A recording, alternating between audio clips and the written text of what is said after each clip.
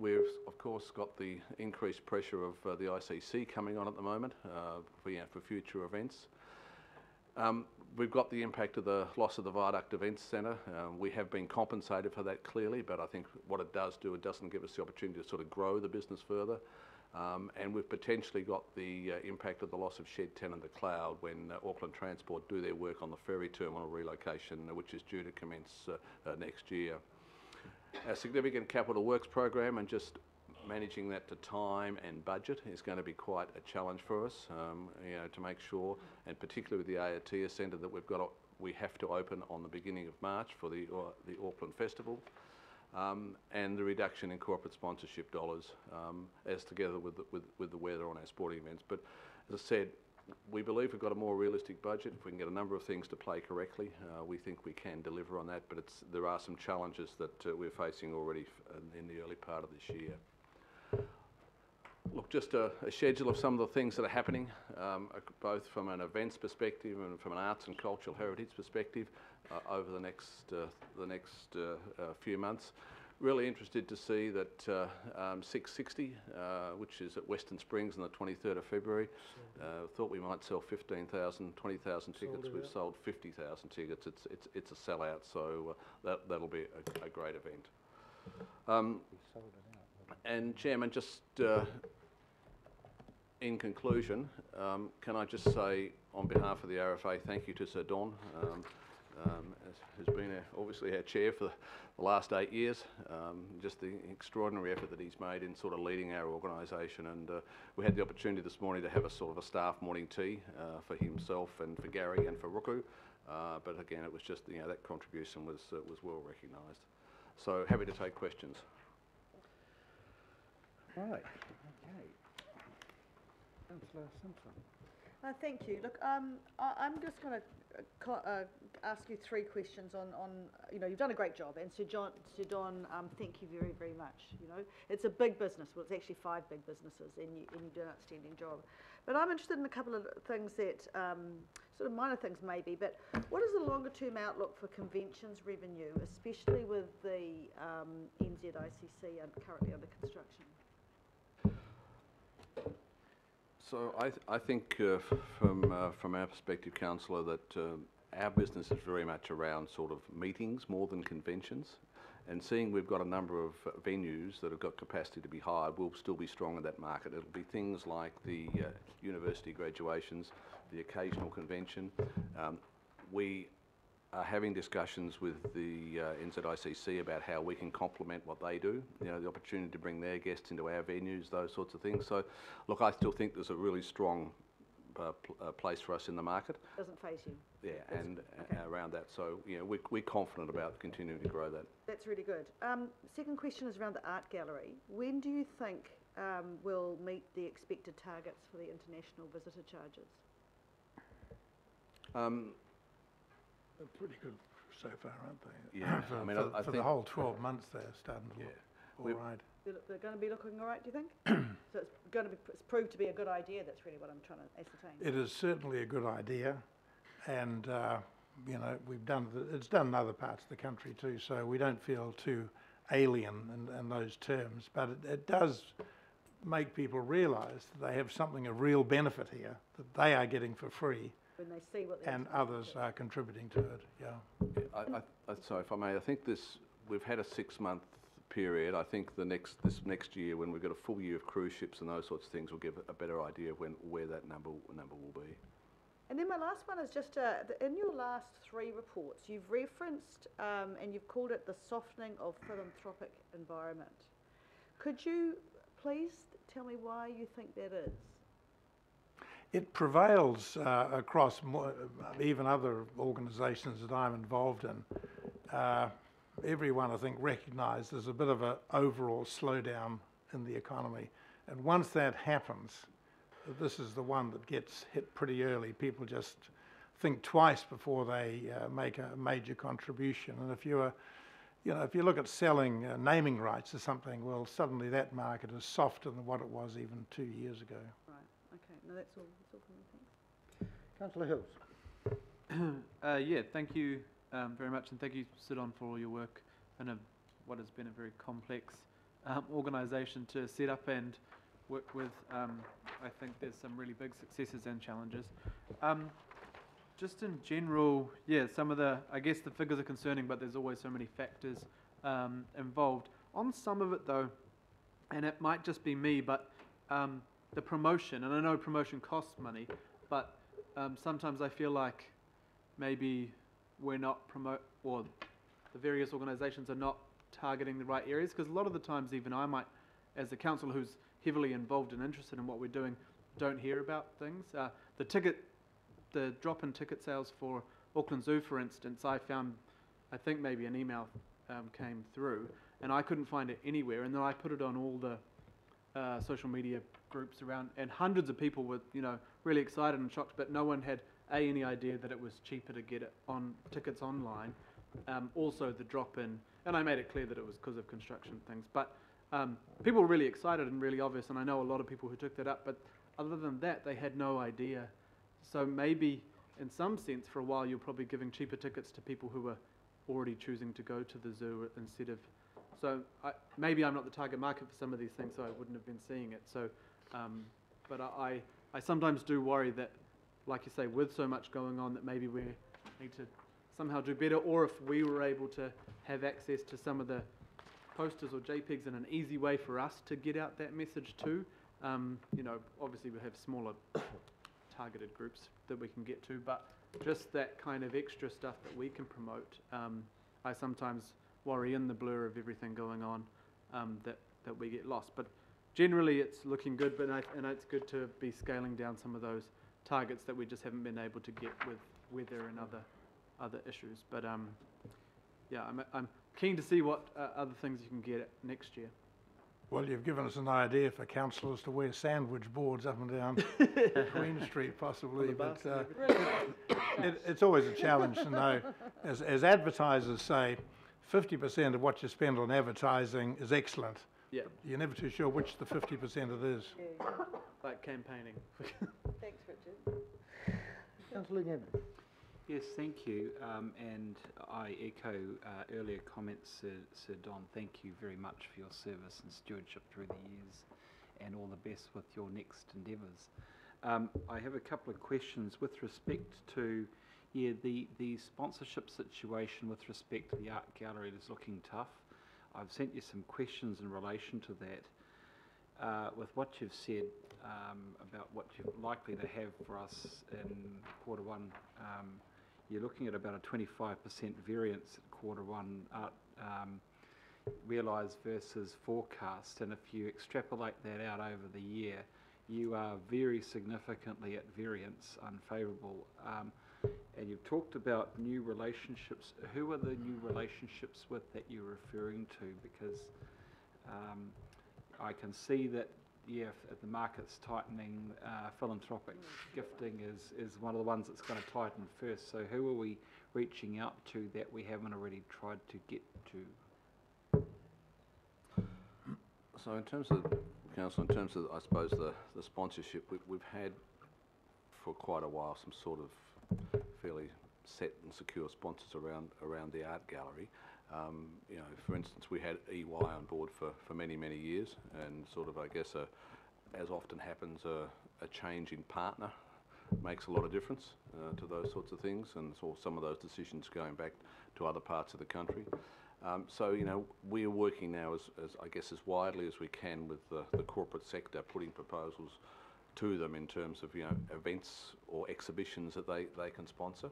One thing we are finding that sort of the appetite that's there is for dollars at a lesser amount than what we previously had seen, and I think we're seeing that as from a philanthropic perspective at the moment, that we've started on an international program with the gallery from a philanthropic perspective to try and actually get New Zealanders that are overseas to participate in the gallery. We've started to raise some small amounts of philanthropic funding through that, and we're just, I guess we're coming from a reasonably low base, and we'll keep working on that to try and develop it further. But we are working really hard to try and get those numbers up at the moment. But it is hard work, and it is it's a grind to try and get some of those results in place. Okay. Typically, I can't sit here and say we're working with company A, B and C or anything like that, but it's just, we've got a number of people that we are targeting. Okay. A couple more questions, Chair. With respect to the stadium, you're talking about the potential to have to look at a revision of the stadium budget. When do you anticipate that you might have to undertake that revision moving forward? I mean, it's always a difficult thing, I know it's a moving target, but I mean, you're under pressure in the stadium's budget as well. So give me some... So what we'll do now, we don't believe at this stage that we'll get the number of concerts that we expected for Mount Smart and Western Springs this year. We've got some additional things happening at the moment, and we've still got a pencil booking out there, which is not confirmed. That would certainly help us fill the hole. Some of these concerts are still not all locked in. If not, we'll look at what this means across the whole of RFA, how we manage that from both a revenue reduction and a cost reduction as part of that. But the concert business is an important part of our overall budget. And we've seen this year there's just not the number of large bands coming through Australia and coming here. So as I said, M&M was talked about. That's gone to Wellington. We are seeing that other councils in other parts of the country are paying significant dollars to attract some of these bands into the area, which is difficult to compete against. Okay, my final question goes, and I've already sent you some questions on this, but so RFA spent about 117,000 on the scope exercise for Waikaraka. Just to confirm that with the decision, and look, LTP proposed 5 million for development of Speedway, and RFA had initially proposed between 5 to 10 million to enable Waikaraka Park.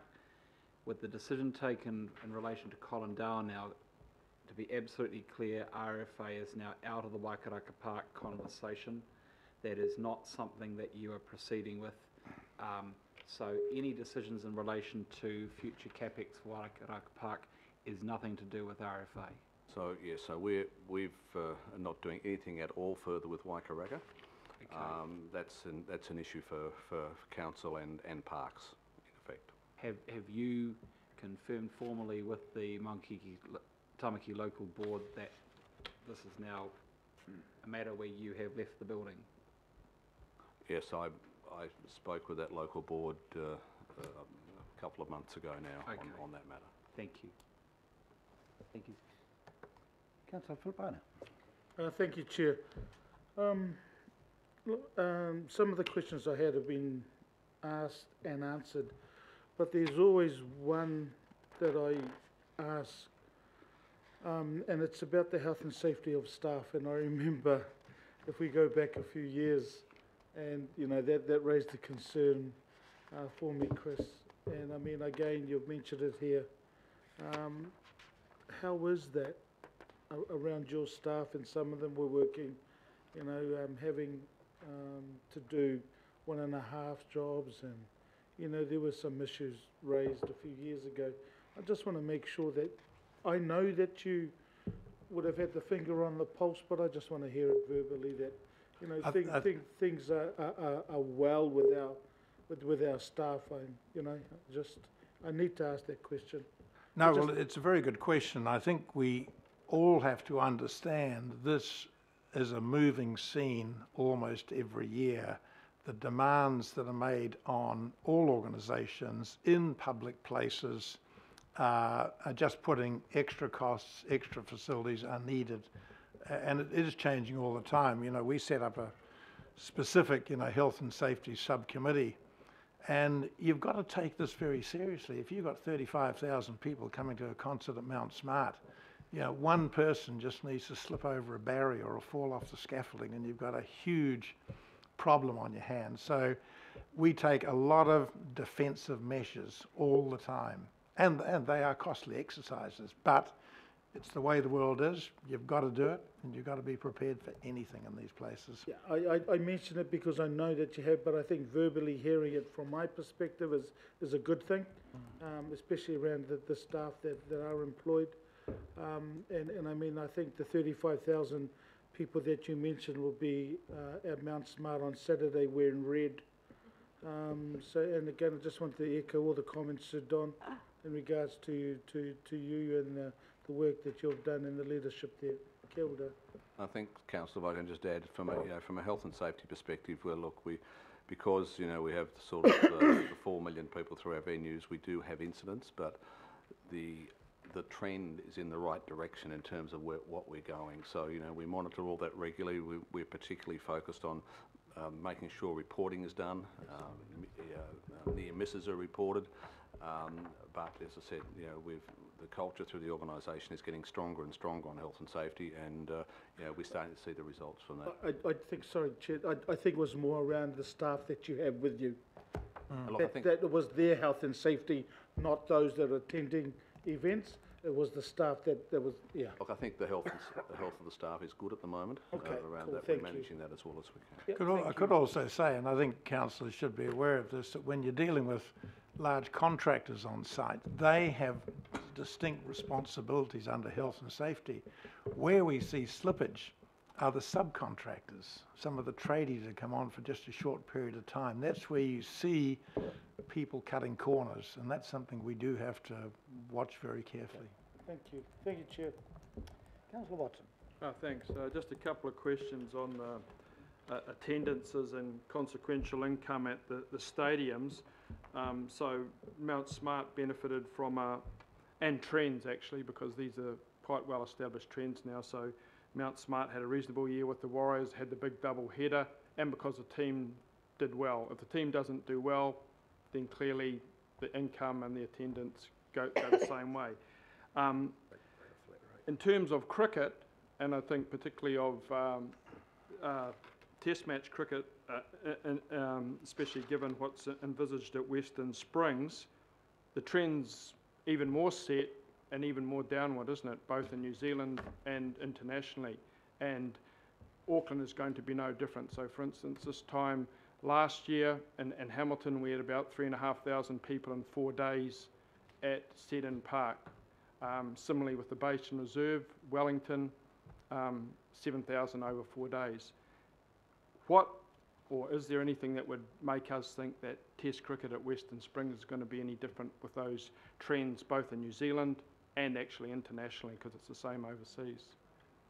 I think initially we are going to get a buzz at the beginning. It'll be a new stadium. It'll be exciting. It'll have things that other stadiums don't have. That will certainly generate. But I agree on the overall trend. It'll come down to the who is playing who's at the top of the ladder, who's not. But we think we'll be able to provide a facility there for spectators that will be world class. It just has to be world class. We want people to get there easily, to get in easily, to get what they want easily, and obviously get home easily. And we believe we can do that there at Western Springs. So I guess my point is, in terms of Test cricket anyway, they will be incredibly low numbers that won't go anywhere near filling a stadium.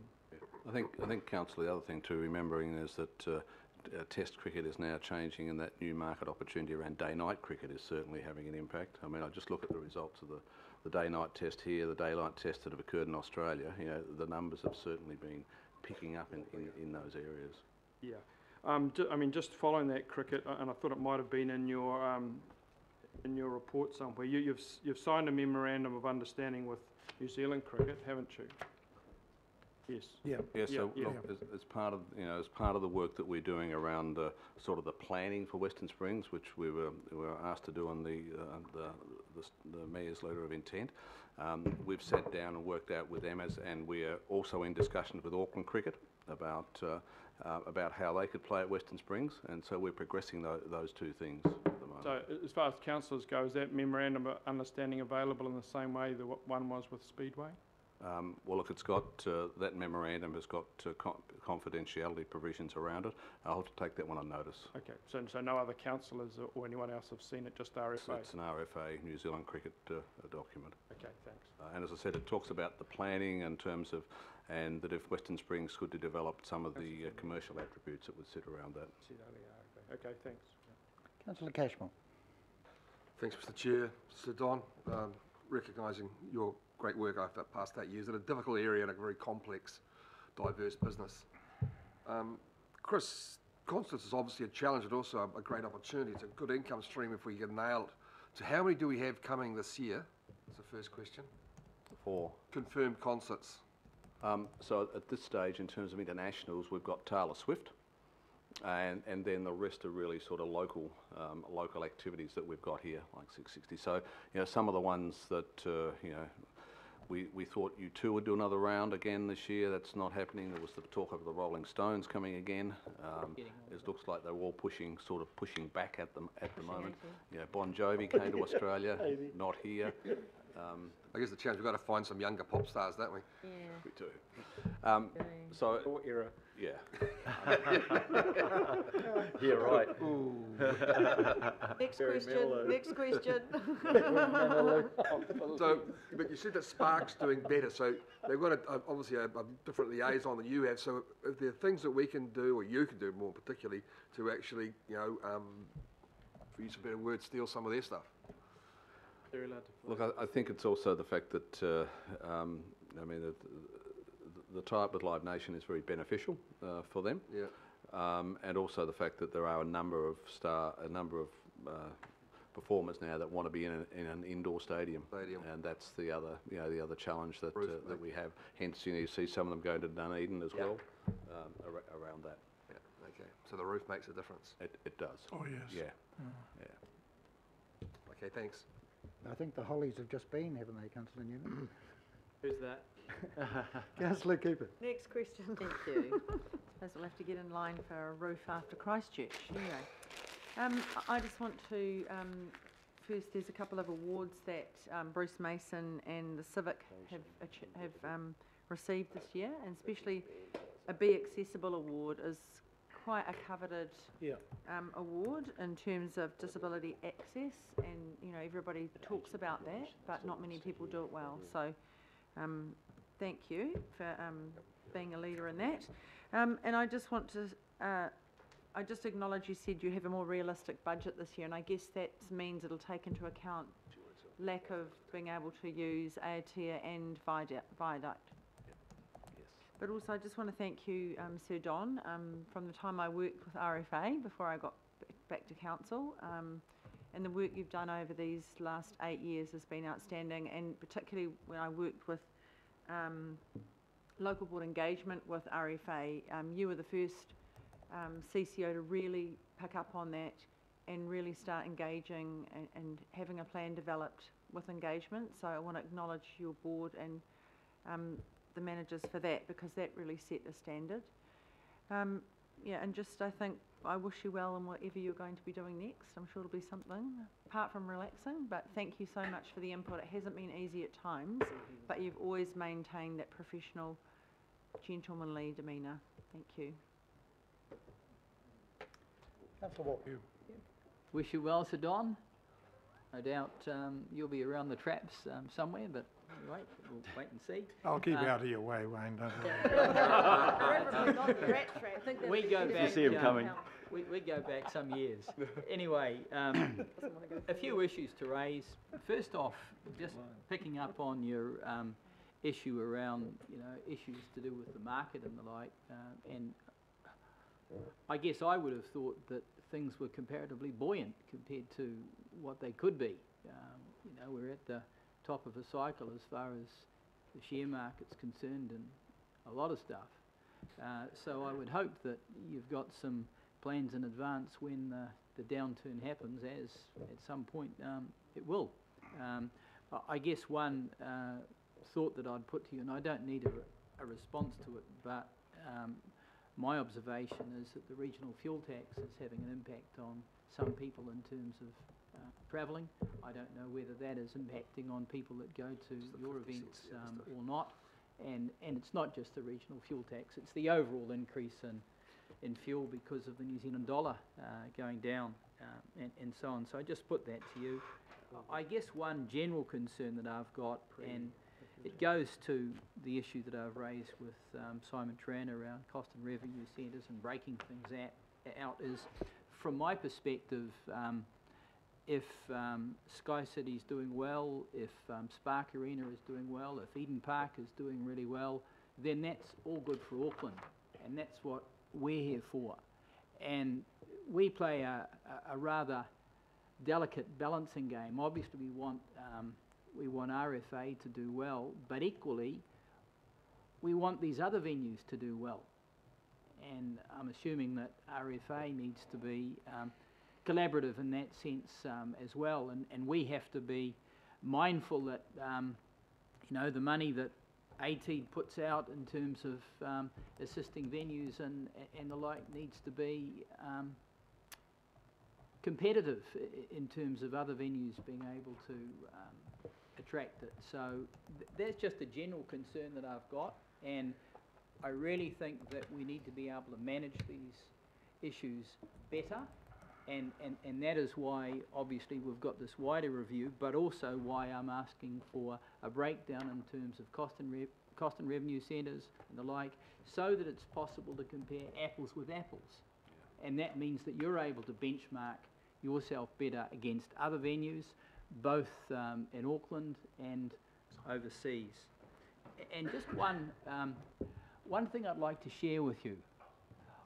I went on a trip at my cost not so long ago, and I visited the town hall in Dublin, and it was available for weddings, and there were lots of good things happening there. It was incredibly good for civic pride, seeing the people going on tours and all sorts of things. And I just make the observation that we've got a wonderful venue here, but people only see it when conceivably there's something on that they're paying money for, or they come in here or like. I just wonder what possibilities there are making better use of this venue, not necessarily just around monetary terms, but what value do we place on civic pride and sorts of things that other cities do. And I don't want an answer to that right now, don't need it, but it struck me that it had a lot going for it. Thank you, Wayne. Everyone's thank you, Don, and pleasure to work with you, to get to know you better, and I'd like to thank myself and Councillor Simpson have been helpful in some ways to try and achieve your objectives. Just going forward, I believe the National Party is looking for an experienced candidate with a steady, safe pair of hands. It's never too So late. just pass it on to you. Mr. Chairman, it's not And we're going to ask the Mayor to wrap it up, please. Yeah. Oh, Safe pair of hands. Thank you very much. Well, yeah, it's never too late to give it a go again, Don. So you could teach those young buggers a thing or two.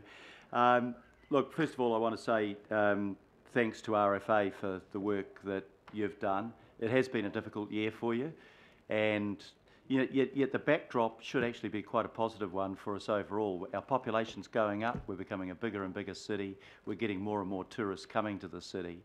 And if we find that there's a trend evolving, then we obviously need to sit down and analyse that. Maybe there's a message in 660 filling a stadium and Paul McCartney not being able to get a second concert.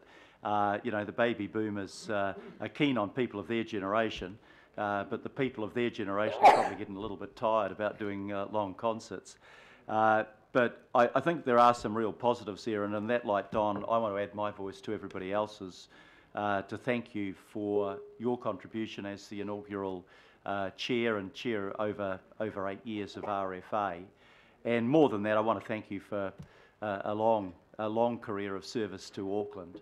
I think when I first heard of you, you were working in Paramaribo Prison on prison rehabilitation programs. Most people probably don't remember that part of your life, but I think to me that showed a real commitment to make a difference in an area where you weren't going to get a hell of a lot of thanks from the wider public. So congratulations for that, for your parliamentary career, for your career as Secretary-General of the Commonwealth.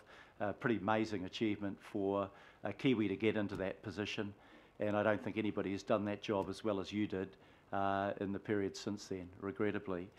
But for what you've done on the council, I think you can look back with some real pride about the investment you've made in the zoo.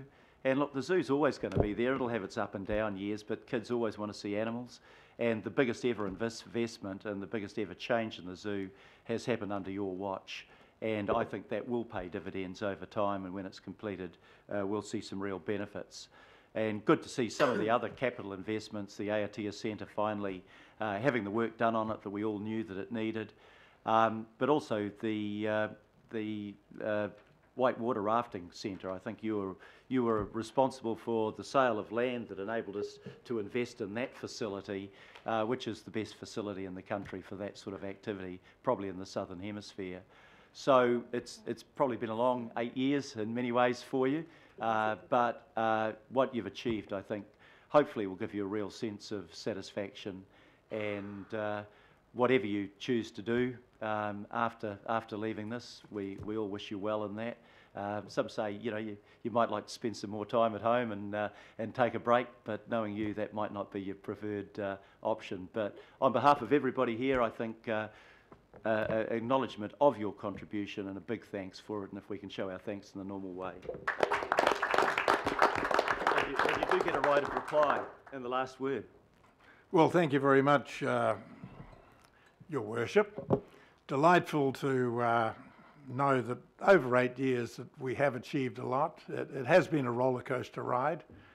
You're never too sure when the next downward run is going to happen or when the next one's going up. But I've enjoyed working with pretty much all councillors over the years. There have been some testing times, but that's all part of it. That's part of our democracy. Wayne Walker's comments earlier on reminded me that when I first entered politics 40 years ago, I had two little baby ankle biters rushing around. One was Wayne Walker up in the north, and the other was David Rankin down in Glenfield. Now, David was able to change his stripes, Wayne, so there's a possibility you're going too sometime. I could use a mentor, Don. So it's always there. I will miss Kathy Casey's questions. Always interesting, always challenging, but I did get the last word in winning a bottle of champagne off her on the Scottish referendum. Anyway, thank you all for your contributions. Thank you for what you're doing for Auckland. It is always underrated. Thank you very much. Thank you, Don. Councillors, you can see the resolutions that are there to receive the reports, but also to thank Richard, David, Joy and Don for their service. So moved and seconded. All those in favour? Aye. Aye. Against? Unanimous, of course. Thank you. Thank you very much. We're going to have a 5-minute break.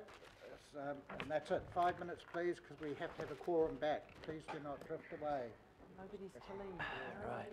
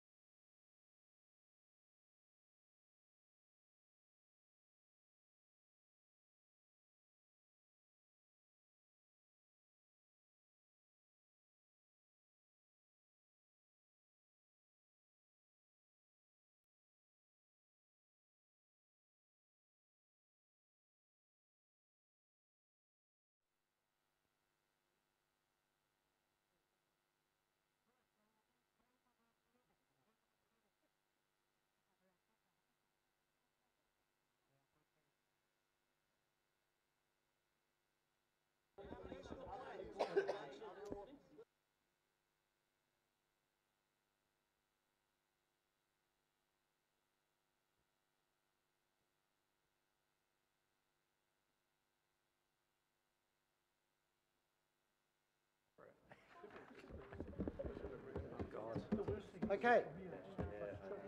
Councillors, 4, 6, 8. Oh, very good. Right. We have 12. Very good. 12 good men, including women. a few women. Oh, that was inappropriate, wasn't it? It was. Oh, no. Right. Yeah. David, who's going to lead off? David? Yep. Okay, yeah, I'll lead off. Yep. Good afternoon, councillors. Afternoon. I know it's late in the day, so I'll try and make this presentation as brief as I can for you. Like I normally do, I'm going to run through the high-level Auckland Council parent results. I'll highlight some achievements, a bit of a nod to Councillor Simpson, a bit of positive stuff coming through our report. Thank you. I will summarise some challenges that have come through, run through just 3 performance measures that kind of came to the fore during the year, and then quickly have a look at the financial performance. A lot of these issues, of course, have been canvassed as part of the annual report deliberations and in previous quarterly reports as well. So we won't dwell too much into them, but it's good to note them as we go through. So we've just got some achievements that I've pulled from the report that we've highlighted. I guess my reflection on these is often it's some of the small stuff that we do in council that as a sum make quite a big contribution. So up there we have things like the robotics process automation.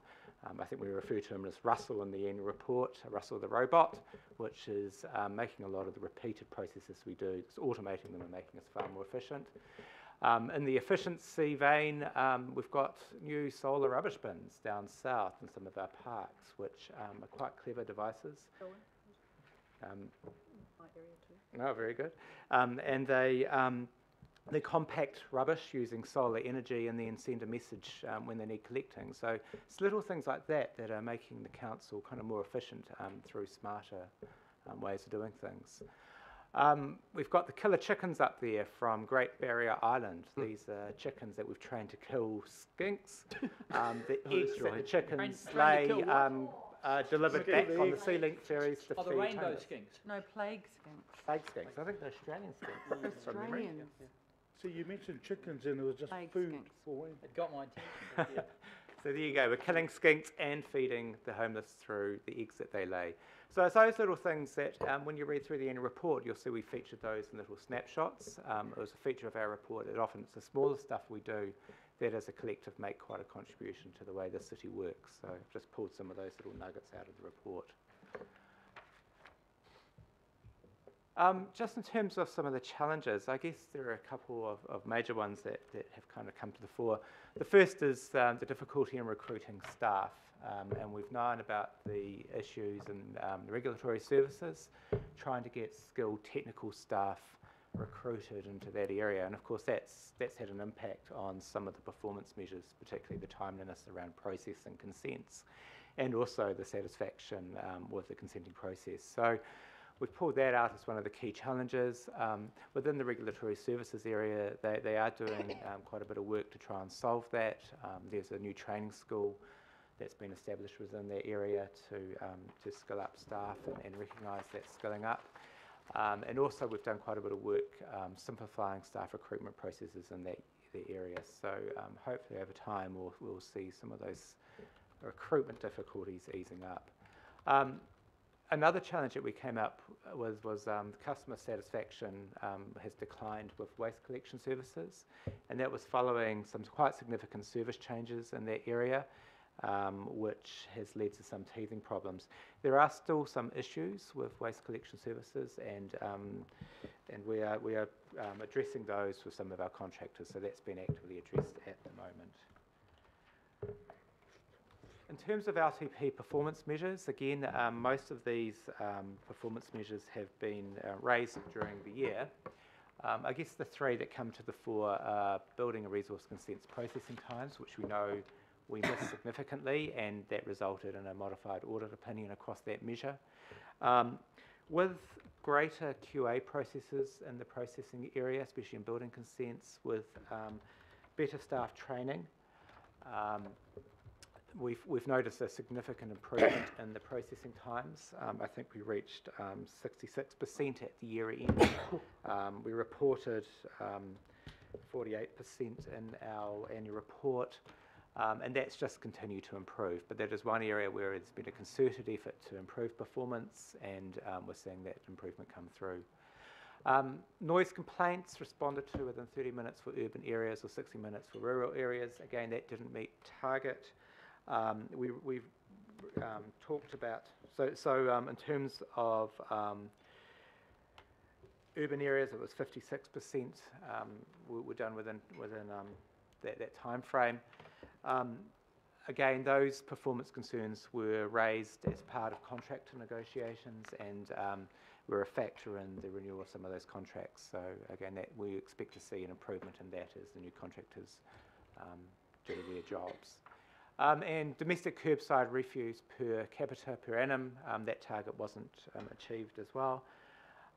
Again, that's a reflection of the food waste service not being implemented along the time frame that we originally expected it to be. That's now been rolled out in Papakura. It will be rolled out over the next few years across the city, and so we would expect to see that target being achieved over the next few years. So we adjusted the targets around that as part of the RTP process, so we'll track how that goes. Financial performance, in terms of the net operating surplus, as you see, we were $32 million favourable compared to budget. That was driven by operating revenue being $7 million better than the revised budgets, mainly driven by dividends that we received being up. I think we received $15 million more in dividends than we expected. Interest savings came in, sorry, that was the cost. Sorry, regulatory revenue was down, and park, sports and recreation revenue was also down, but generally we had a $7 million favourable variance there. In terms of operating expenditure, we had a positive variance of $29 million to our revised budget. Some of that was driven by staff vacancies and the savings that resulted from carrying those staff vacancies. Professional services and repairs and maintenance costs were lower, and interest costs were significantly lower as well by $18 million. So those things were driving that variance. And in terms of capital expenditure, we achieved 76% of the revised budget spend of $463 million capital expenditure for the year. So I'll take questions. Councillor Newman. Thank you. I don't agree with the comment about with teething issues largely resolved, satisfaction should increase in the solid waste environmental services. I think it's more than teething surfaces, there have been problems. I think that the continued preference for yellow stickering bags and delaying the removal of illegally dumped rubbish is not a strategy that's working, or certainly not in the south. And that needs to be, I've addressed that with Pearl and I will continue to do so. But I wondered if you could tell me, and if you can't, if you can come back to me, what is the Q1 result with respect to the volume of curbside waste sent to landfill in Papakura? Because that is the one part of Auckland where the food scraps scheme is now up and running, and we've been going now for a quarter, so we must have some information there about what the curbside refuse per capita result is for that quarter. Do you have any information at this time? I don't have information at this time, but I can certainly send that through to you. Okay, that's going to be important. Can I just end by saying that I believe that the issue around solid waste disposal will be a tough issue next year, and I would imagine that it will probably provoke debate in the next term as well, because I think there is a real strong community sentiment around this that will shape debate for the next election. Thank you. We just need to move a resolution for extension of time. I'm happy to move it, and Councillor Simpson will second. So we need, sorry, do we need to specify the minute? Just until the end of the, End of till business. 4 o'clock would be good. Right, Okay, extension of time for the rest of the business on the Yeah, I agenda. have to go. Yeah, me too. Put that motion, all those in favour? Aye. Against? Aye. Thank you. Right, we have councillor Walker. Yeah, couple of questions or issues. First off, just picking up on the question and the issues that Councillor Newman raised, I would question whether it's possible to actually apply a percentage across the region around what's happening in the waste, the recycling and the food waste space, because we're at different stages at different parts of the region. So you've really got to treat different parts separately. It may well be, for example, on the North Shore, that there's a high degree of satisfaction with wheelie bin tag system, and similarly out west, but issues elsewhere. So that's one issue. And the other comment that I'd make, as much and all as we've got a number of percentages here, one of the things that has happened over, I think, the last quarter, there was a very extensive survey around governance and related issues on Waiheke, and the results of that were quite revealing, and I don't know whether they reflect the concerns across Auckland as a whole, but they were quite alarming, I think, to the councillors around that table. I don't know that report has been made widely available. So just want to bring that to your attention. And the other observation I make is that if you look at a percentage that's really high, the highest thing is around the percentage of regional park visitors satisfied with the overall quality of their visit. And this goes to a workshop or a meeting we had this week. If there's one thing that Aucklanders get phenomenal satisfaction out of, it's regional parks, and we have zero budget for acquisition.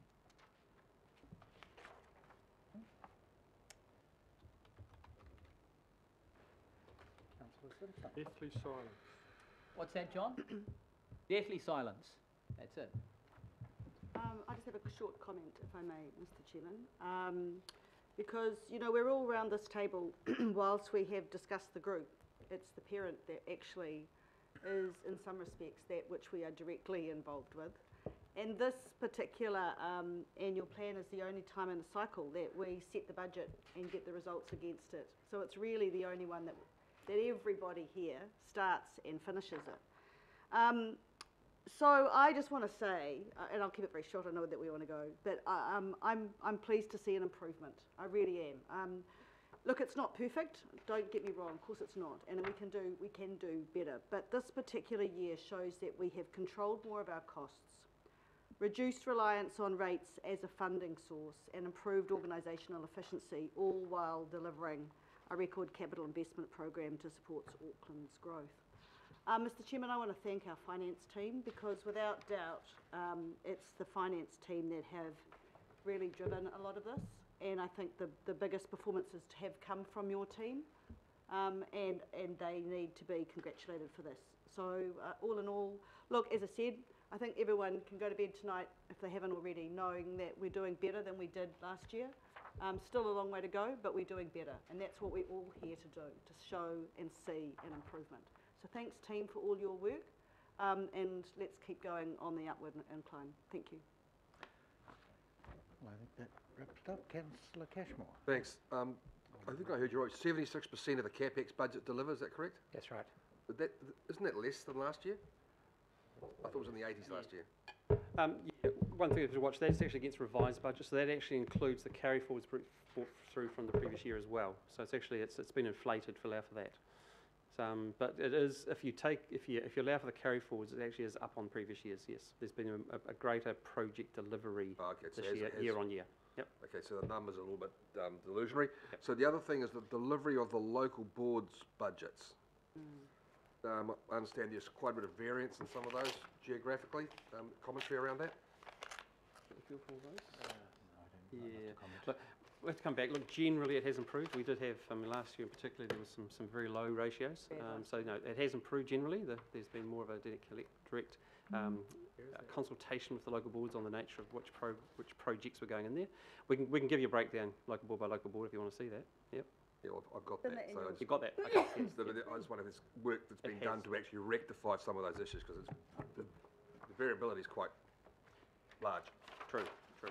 And I guess my last point is, agreeing with Councillor Simpson, there's a lot of good news and the general graph is heading in the right direction, but we have some stark issues that are basically falling apart. It's not necessarily council's fault, but Councillor Newman is absolutely correct in the rubbish, especially littering and dumping. We're losing that battle at the moment. Yep. I don't believe we have to change the system, we just have to do it smarter and maybe allocate some more budget to it. And we need to advocate even stronger to Wellington for some more work around that. And the other area is the quality of some of the reseal works that's been going on our roads, particularly the rural areas. And that's also been taken up with Auckland Transport. That's going to be a pet theme of mine for this coming year.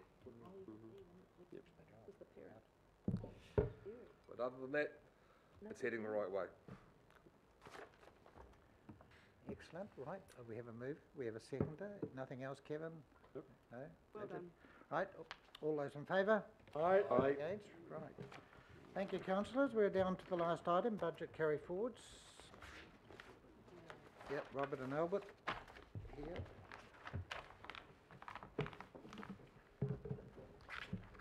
Right, who's going to lead off, Albert or Robert? Robert? Good afternoon, councillors and mayor. So, I guess after hearing from all the year-end results, the carry forward process is the last step in the whole year-end process, and this seeks your approval to carry forward any unspent budget from 2017-18 into this current financial year, and then some of the outer years as well. I've got a few slides just to step you through the process, and then we'll just give a bit of an overview of the report.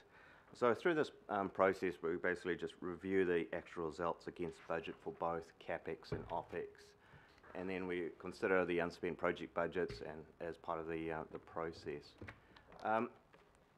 The process covers quite strict criteria in terms of what we carry forward, and I'll step you through what we look at in terms of the OpEx, and this is primarily looking at things like timing changes, LDI, and then any unspent budget funded from things like targeted rates.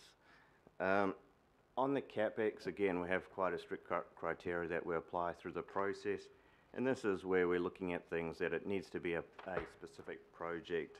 Robert, can we just go back to the last slide and just a little bit slower? Okay. Everyone's got it? There and then it was gone. Okay. Yep. Right.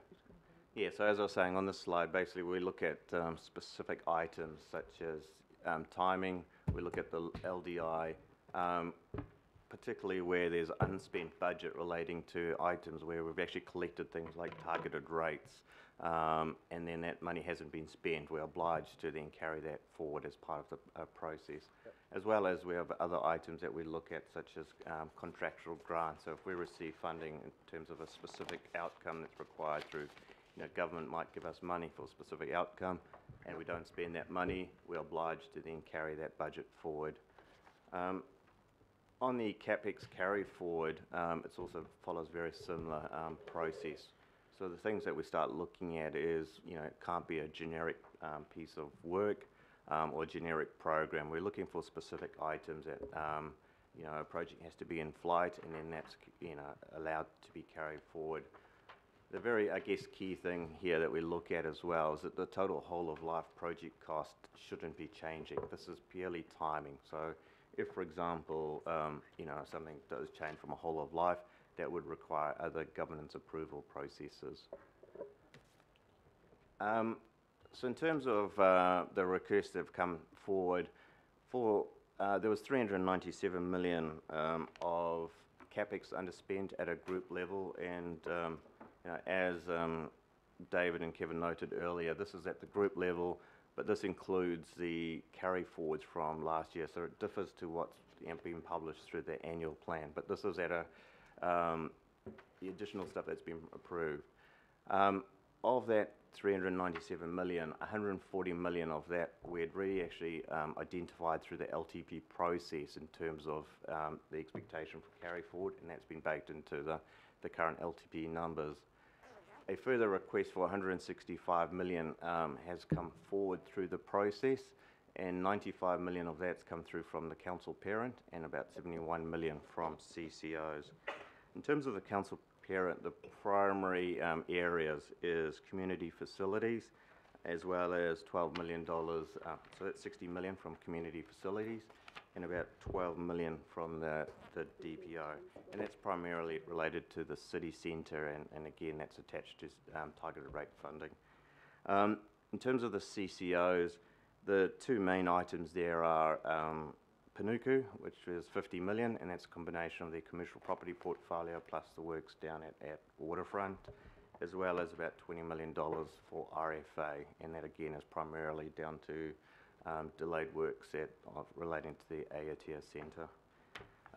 So in addition to that CapEx, there's another 15 million worth of OpEx that's been requested, and that's primarily, as I said, is relating to items such as LDI, the seismic program, as well as targeted rate funding.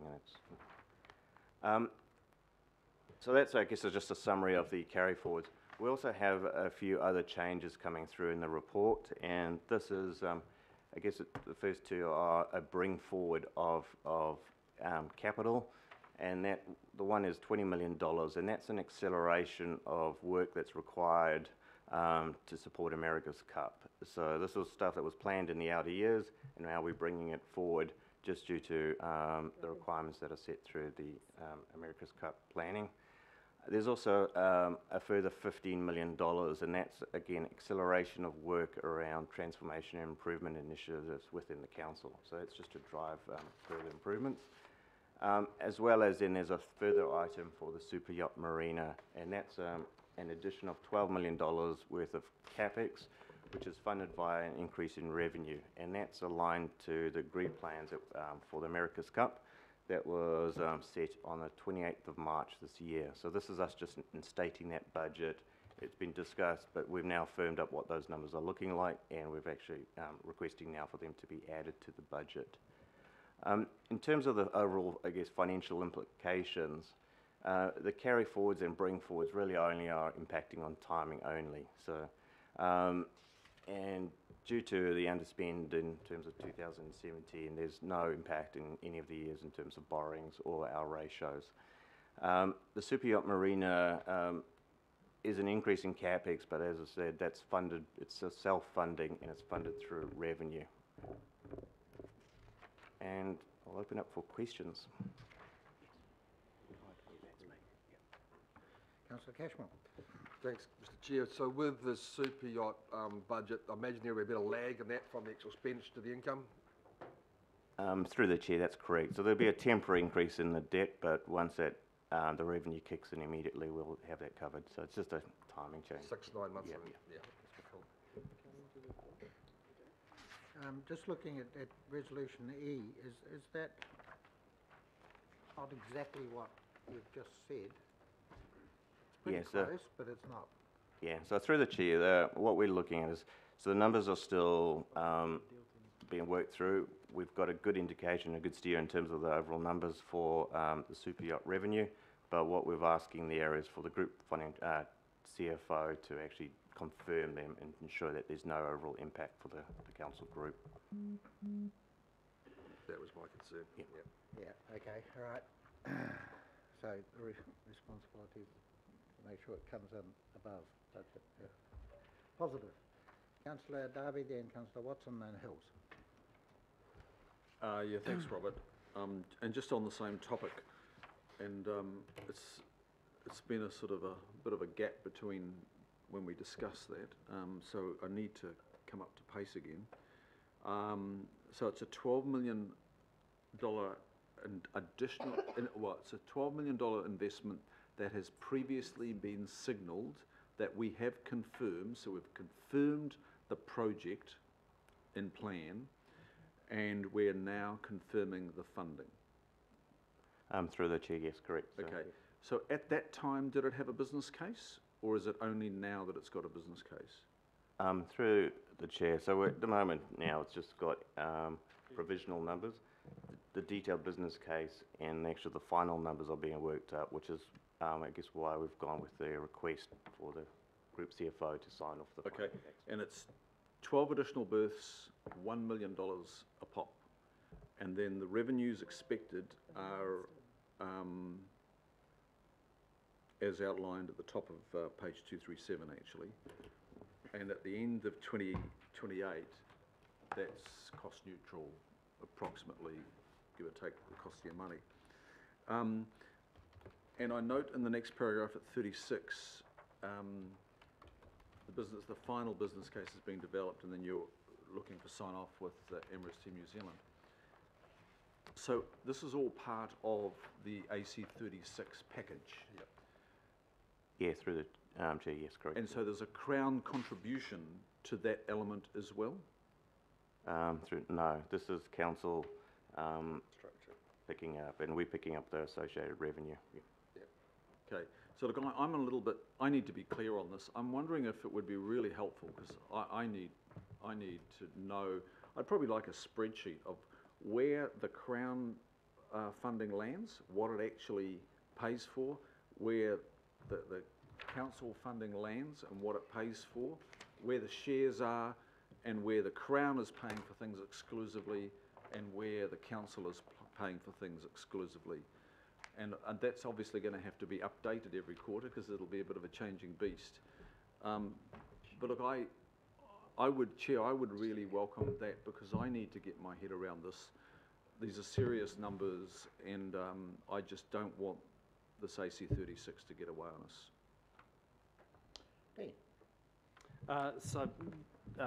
First comment, more than happy for us to bring those through.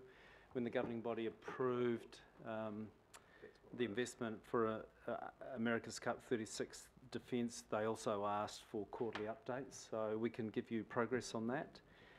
It was our intention to bring to governing body a report next week, but with with some of the moves around additional syndicates arriving, we're not in a position where we can really bring that to you, so we'll postpone that for up to a month.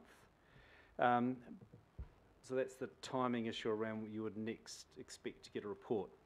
In terms of how we've seen the funding split generally between Crown and Council, on the base infrastructure, so that's when I use base infrastructure, I'm talking about the core infrastructure.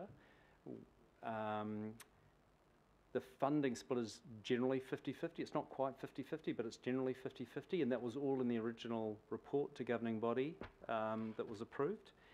Where we have brought forward investment that we will end up needing and benefiting from, for example, the super yachts or the Sea-Link or some of the other elements of the infrastructure down there that we have chosen to bring forward to benefit development of that area, then we're paying the full amount for that, and we've budgeted for that. Okay, so we'll take the original spreadsheet, we'll be able to reconcile where the investment that you're making is going against those original budgets, and we'll be able to include these amounts that we brought forward, so you can see transparently what you're getting for those investments and any revenue opportunity that comes off them. But all that information is available. We haven't bought it in that way here today. We could have if we'd had time, but we didn't have time, so I apologise for that. So just the second question is, I know when we discussed it earlier in the year, the berthing of super yachts was signalled as a possibility. At what stage did we actually sign off that particular part of the plan? Because I thought we had some questions about the value of investment in a significant number of super yacht berths. And my understanding is that we were told then that there would be parts of the season where there'd be demand, and there'd be parts of the season there would be really low demand, but the berths would still be there. So there was, I thought there was a future question about the permanency of the super yacht berths in full or part. I can't remember. Yeah, look, I'm going to confess I can't remember all the nuance of that discussion. There was a lot on those few meetings, but the fundamental principle around the super yacht berths is they needed to fund themselves. We didn't want ratepayer funding to underwrite those. All we're asking for from council today is the opportunity to draw down capital, and we have a revenue program that's self-funding. And actually, even if you included the cost of capital, the revenue from those super yacht berths, as projected, will put you into positive return territory before the end of the LTP period. So it might, I can't quite remember the numbers, but it might be a year or two before that.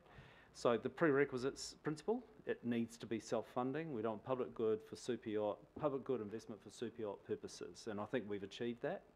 And the numbers being optimised based on the space available. I guess I need confirmation of the core question there is, when did we make the commitment to permanently occupy that part of the seabed with super yacht infrastructure permanently? Because we're not going to be taking that out. And I just need to, and look, maybe we did make this decision, but I need to see that confirmed. I'm not playing any games here. I just need to understand, did we confirm to permanent super yacht infrastructure to the tune of 101 super yacht berths? That's not all in that basin, of course. Yeah. So look, all we're talking about is 12 today. The balance of that, the 89. The 89. Thank you, Councillor Watson-Oz. Is already there. The degree to which this super yacht infrastructure is permanent, I don't recall. So I don't want to answer that question as to whether it's temporary or it's permanent, unless Alan, you recall. Do you recall the nature of it? My only comment is that if it's not permanent, you're not going to get if it's not there for 8 years, you're not going to get return on it either. Do you recall what the nature of it is, Can I Alan? just point out that in number 32, it actually says the agreed plans on 29th of March included additional super yacht berthing.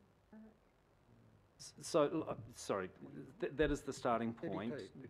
There was always an awareness that super yacht berths were required. That was approved in principle, and that this provision of those needed to be self-funding, and I think we've achieved all of those outcomes. As to whether they could be ultimately removed in the future, well, anything can be removed, but the nature of that investment is self-funding as it currently stands and consistent with it being approved on the 28th of March. Yep. Correct. Okay, so look, my vague recollection is that, look, I discussed those little fingers at the end, those breakwaters, and we talked about, they were solid. I think in one of the very early concepts they were solid, and we stressed that we didn't want that sort of permanency there. And look, I'm not sure that we confirm that super yacht infrastructure in that basin there to be permanent. I just do not recall it. So if somebody can show me somewhere where we did confirm that, because they're just piles, aren't they? in the basin, which is immediately west, it's between Halsey and Wynyard. No, I don't. So the thing we're struggling with right now is we don't have access to the governing body decision. I can find it if I know the date. On that point of detail, Councillor Darby, but my recollection was that we always knew we needed super yacht berths. We always set the expectation they would be self-funding, and that's what this request is for.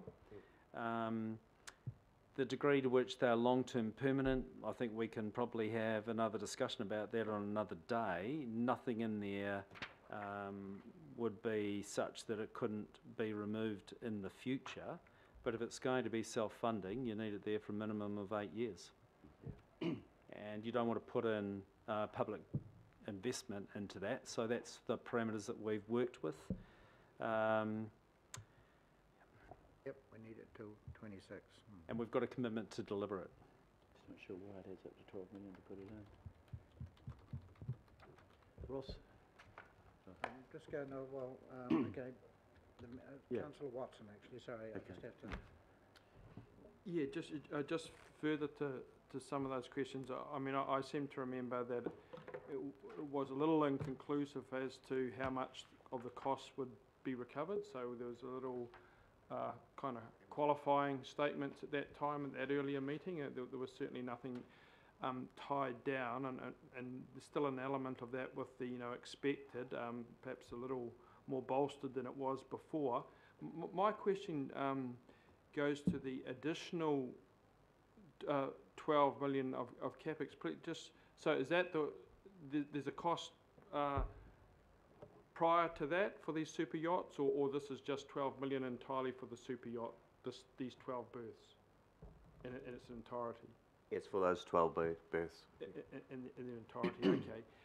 I guess, Mr Chair, I would just echo some of the sentiments of Councillor Darby that I would appreciate a little more detail on this one, exactly what it does involve, because it was vague at that time.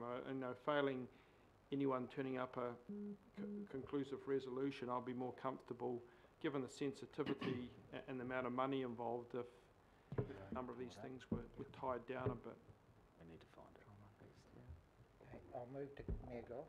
Yeah, same area, Mr Chairman. I'm imagining that a super yacht berth is a boardwalk, a pile and an electricity and water connection, but I'm not quite sure why that adds up to $1 million per boat. It's not permanent in the sense that if you don't need it, you could take it away, but you might want it for berthing indefinitely. But maybe we could just get a little bit more detail on why a single berth adds up to $1 million. I don't know whether you probably don't have that information with you now. Through the chair, I don't have the specific itemised account, but it is actually you're quite correct with regard to the floating infrastructure. There's utilities. There's also a need to increase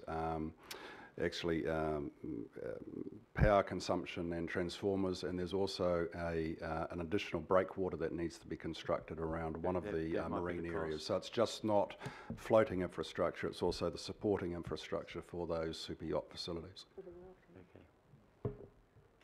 And I will say, I can, and Councillor Cooper can also confirm, we actually went to an opening of a pontoon in Kelston that cost $500,000, and it's just a concrete floating pontoon. Yeah. With no utilities on it at all, but that was $500,000 just for that. Yeah. Done in concrete and plastic, I think. Unfortunately, these don't come cheap. No, I was quite surprised at. So my take on having a look at it, and with the Alliance and having seen this come through from time to time, the 12 million it is a lot of money, and I'm not devaluing it, but it's in the order of what's right given what needs to happen along that face. I don't think we could spend a lot of time and refine that number down. Yeah. Okay. So I would encourage us to, notwithstanding the discussion that's occurred, that the 12 million in terms of a capital cost estimate is a fair estimate at this stage. It's subject to a final business case, which the CFO has responsibility for signing off on, and the prerequisite is that it's self-funding. Yep. Right. Councillor Hills. So there's a small point around the LDIs in there, and it probably goes back to the last point too. I've been asking for quite a while for actual. I still am not clear where the local board work program is and how far we're going through it, and there's an LDI component that we need to move forward on this as well. So I guess I'm happy to push it forward because I want things to happen, but I would still like some clear percentages or explanations or what is actually happening in the local board work program space, and if there's delays, why there's delays, and how we can improve that, or what that is. I've had a few kind of encouraging things said, but I still don't know exactly where we're sitting on those, and we are getting feedback from local boards around that. So I just maybe enough for the future, or a bit of after this meeting. Yep. So, do you want to say something? So can I just very quickly through the chair, so I don't think it needs to impact the decision today, and I don't think you're saying that, but we'd be more than happy in a follow-up finance performance meeting just to get down to the level of the local board work programs and give you visibility of, I think someone else brought up variability, I think it might have been the Deputy Mayor, and I think that makes good sense. We're happy to do that. Just a few months, I haven't had a clear answer on Okay. exactly how and what, and Yep. yeah, I just want to make sure that we're on top of that. Councillor Cooper. Thank you. And just on, following on from Councillor Hill's question around that, I had a question around, yes, there's AT ring-fenced OPEX, CAPEX, but is that just the kind of allocation that they've got and they've either, some have decided to do things and some haven't, or is it, I just don't know if there's actual tag projects, or is it just the allocation that they get and some have decided to do stuff, some haven't? Because that's what I'd like to know. I'd like to think that if it is carried forward OPEX, it's not just, oh, there's some money we can do something with one day, that it is actually for a project? Projects? So through the chair, so the $1 million OPEX carry forward, so that's correct, that's specific. There's a component of LDI incorporated as part of that, as well as there's specific work that's underway, which has been carried forward. So it's got to be project-related work. Yeah. Okay, that's fine. And the other thing is just around these births. I remember specifically we had an itemised cost breakdown of what the return would be from these births. It was significant, right down to how much alcohol purchase, how much grocery purchase, taxi, all sorts of things like that. So it was not vague. It was actually quite specific, because I remember it explicitly, because it is about the providoring of these vessels and the kinds of money the people on them spend. So, yeah, so I do support it. I think it's a good thing. And also, we also were told the other day that the cost for wave attenuation, which are technically the sticky out bits, that is why the cost has come up, because you can't have a lot of waves going in and out of those berths. You've got to block that, so that's why the cost has gone up, is my understanding. So I'm very comfortable with it, because I do see there's going to be a good return on it. But if we don't have good facilities, people won't want to put their very expensive boats there. And that was part of the business case for the whole thing, the whole America's Cup project and that development down there. So I do support it.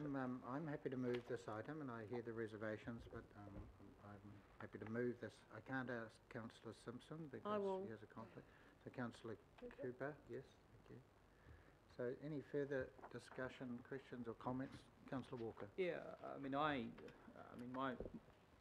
my recollection is that we didn't get into a great deal of detail around this, and my ongoing concern, and I've raised it before, is effectively around the privatisation of public space, and increasingly all of our waterfront space being given over to activities that Aucklanders can't enjoy. And these are going to be super yacht people. We're going to have more congestion around the ferry space and the like. So I'm sure I would have raised an issue at the time if this had have been obvious. So I've got real concerns about what's being proposed. I've got real concerns around the design and the permanence of it, and I don't know what options there are around building in impermanence. So if there's a downturn in super yachts, we can take stuff out and give it over to the people, because I would have thought this was an obvious place where people, that is the people of Auckland, would be enjoying an enclosed space where there are other public and restaurants and other activities occurring in the vicinity. And the other question I've got, Mr. Chair, that goes to the expenditure that we're outlaying on this package is the certainty around the number of participants in the America's Cup and what latitude we've got to move and pull back accordingly. Through the chair, the only comment that we can really make at this stage is that applications to participate in the America's Cup 36th Defence close on the 30th of November, and America's Cup Events Limited, which is the entity running it, has been very open with us about where they're at in terms of the numbers of syndicates. And there's a huge amount of effort going in to optimise Wynyard Point. to see if we can provide for the bases and the demand that they see coming. The numbers are down on the earlier projections. That's The- what I hear. It's still open. But we've got just short of 2 months to go. They're in active discussion of the syndicates that they expected to be signed up. They've currently got 4 confirmed. There's another 2 very close to it, so we're providing for 6 syndicates. And we originally planned for in the order of 11 boat berths, and they are optimistic that there'll be more. So I don't see anything dramatically changing from what we originally planned for at this stage, Councillor Walker, and we can only go on that and with best intent. There's 2 months to go. There's always a lot of room that goes around America's Cup events as well.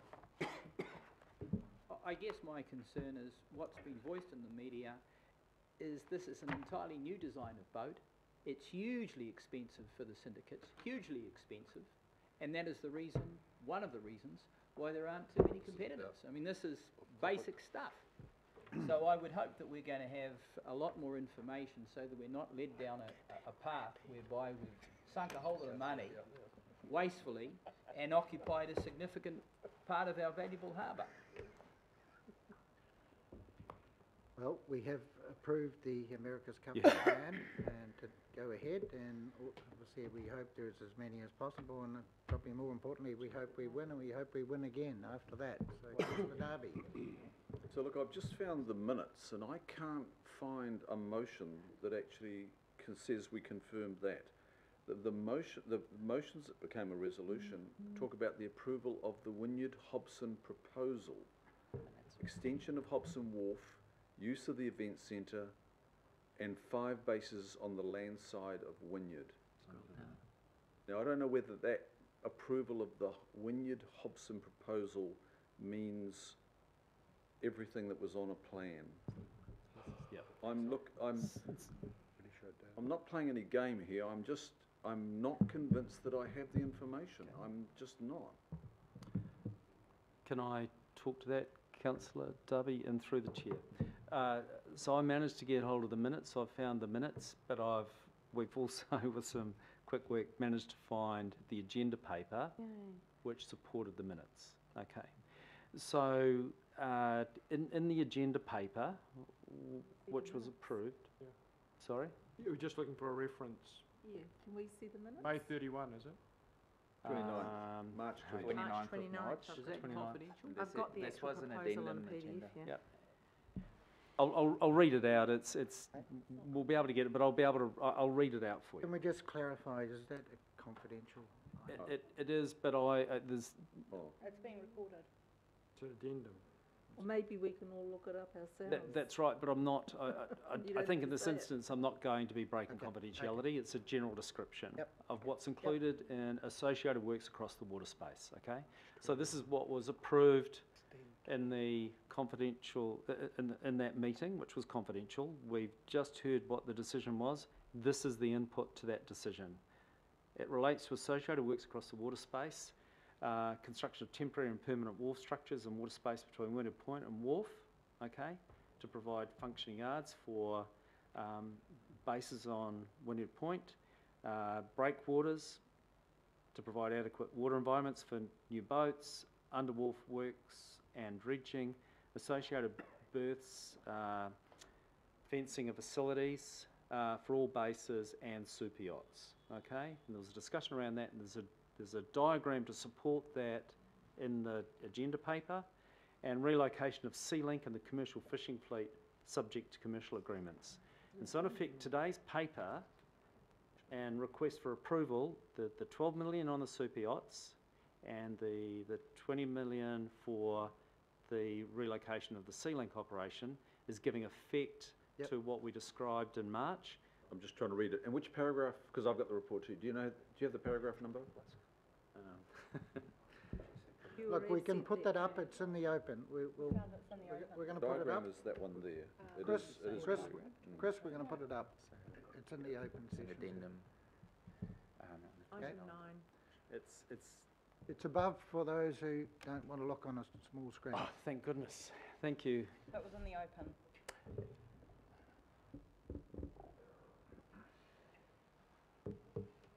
Yep, well, it's pretty clear for all bases and super yachts.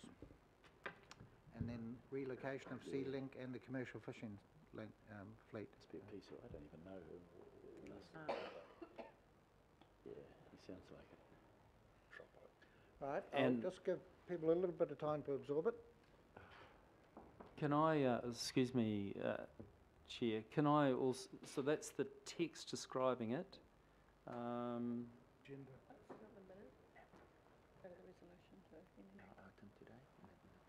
There's a plan also that supports that may or may not be worth putting it up. These things always change a little bit, and I haven't assessed it for change, but it's the words that. Fair, there we go. There they are. Because on there's the only 11 right-hand of side us. of There the we go. Yeah. So that's a useful one. That was the vision at the time.